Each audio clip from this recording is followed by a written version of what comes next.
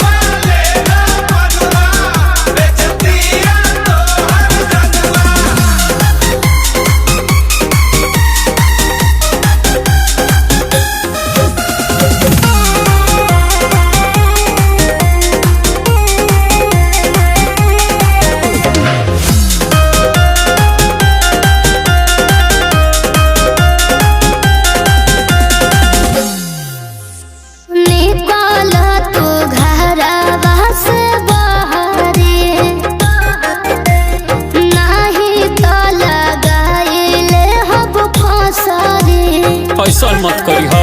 अच्छा सब दोस्त हमारे पबिसारी चली जाहिब जेला के भीतरी।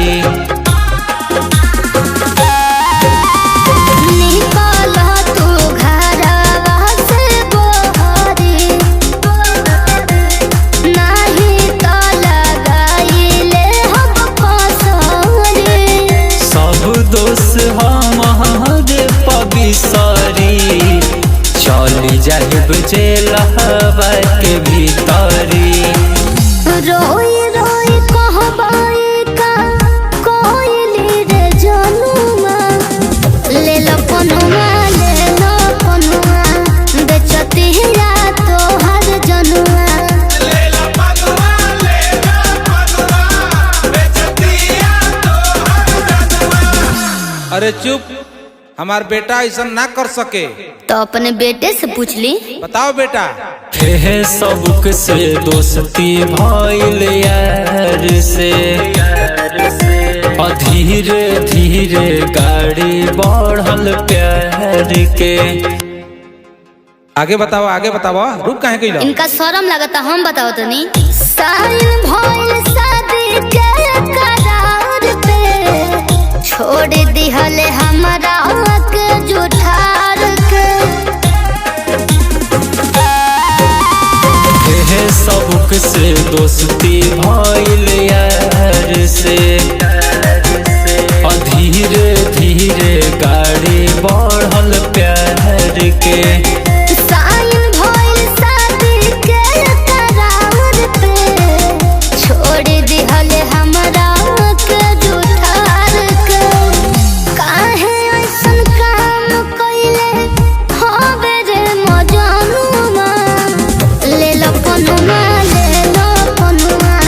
बेचतिया तोहर जनुआ। ले लो पनुमा बेचतिया तोहर जनुआ। सुन बेटी, तोरा संग न्याय कइले बा तो शादी एकरा से होई।